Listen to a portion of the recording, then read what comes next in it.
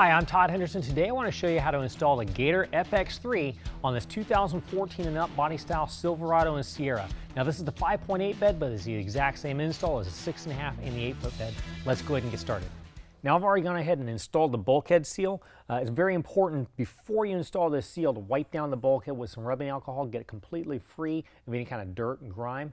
Then when you stick it to the bulkhead, you want to make sure it's as far away from the cab as possible, still on top of the bulkhead. Next, we're going to go ahead and install the rails. Now, I'm going to install the passenger side rail. You're going to do the exact same steps for the driver's side as well.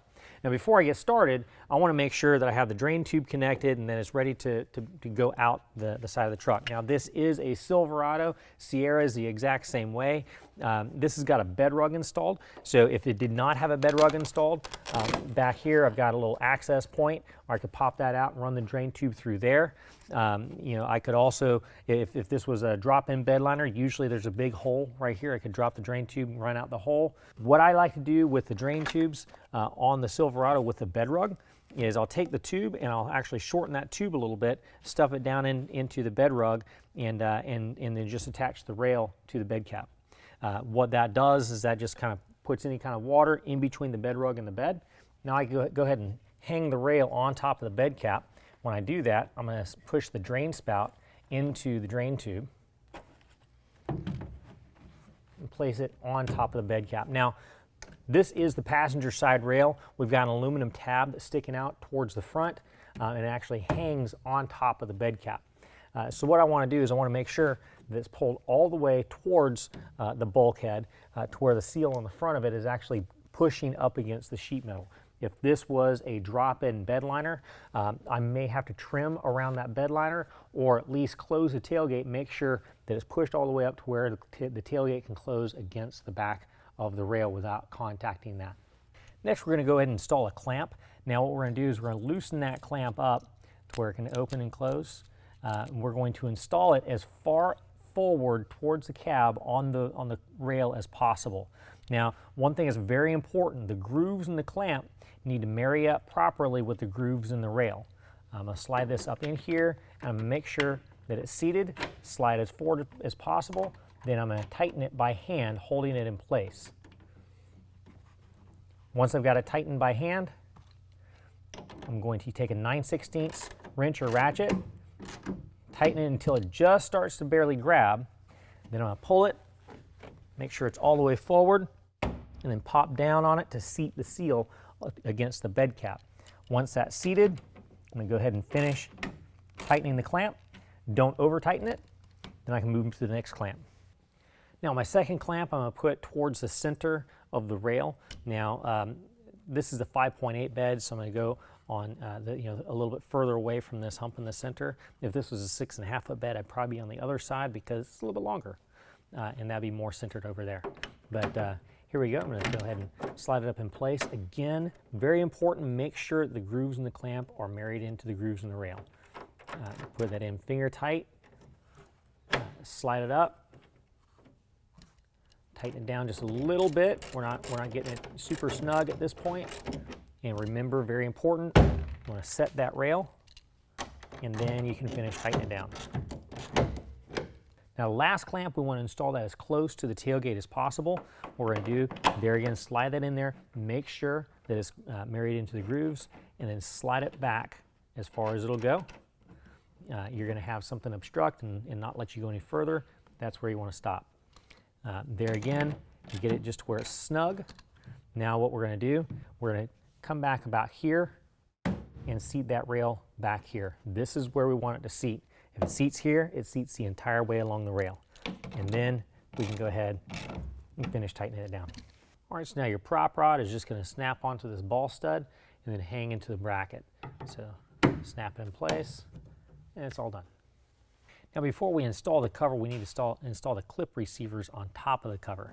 So what we're going to do is pull this apart, pull some of our packing material out of the way.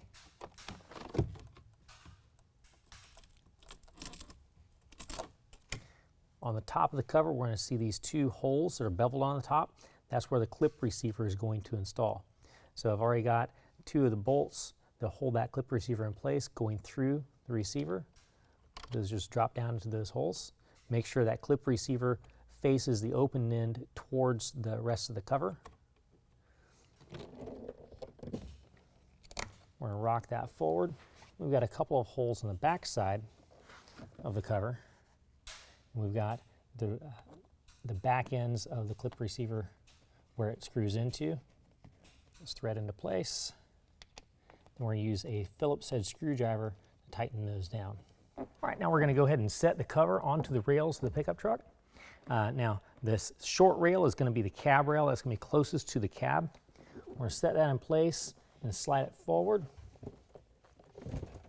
Now, when you drop the cab panel in place, you want this front seal to lay over top of the bulkhead seal we installed. So we're going to rock it forward a little bit, then we're going to place it on top, then kind of bear down a little bit while we finish pushing it forward.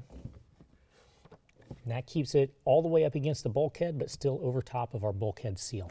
All right, now we're going to go ahead and install both of our elevator bolt assemblies. Now, these are what actually hold the cover to the rails. What we're going to do, we're going to take them apart. So we've got our star knob, we've got a lock washer, a flat washer, and a rubber washer. Those are what we're going to pull apart. We're going to leave the other rubber washer on the elevator bolt. Now that's going to just drop right through the hole in the cab panel. All right, now we're going to go ahead and take our rubber washer, flat washer, and lock washer. We're going to put them in that order right back over top of the elevator bolt we just dropped through. We're going to push down on the elevator bolt and install our star knob onto it.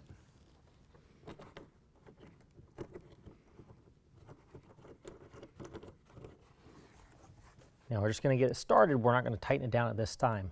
We're going to do that on both sides before we align the cover.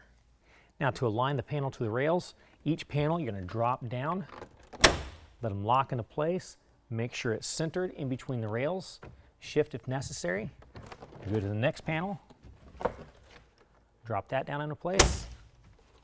Again, we're wanting to center that in between the rails, remove any kind of packing material. Go to the last panel. Once that is centered, we're going to very gently fold it back up towards the cab and tighten down our star knobs.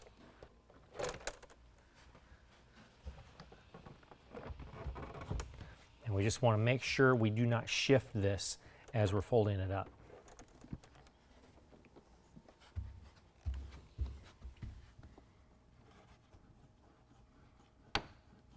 We just want to get our star knobs nice and snug. We don't want to over tighten them.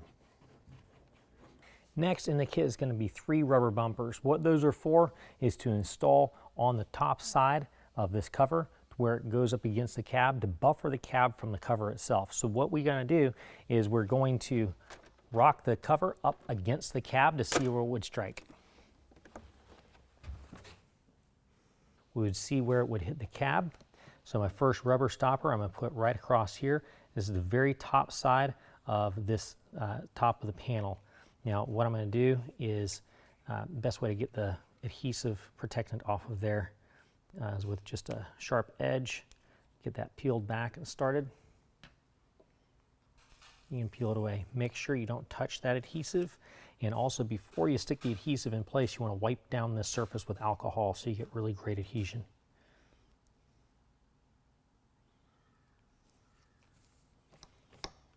I'll rock it back forward. The buffer protects it there. So now I'm going to put another one here and here.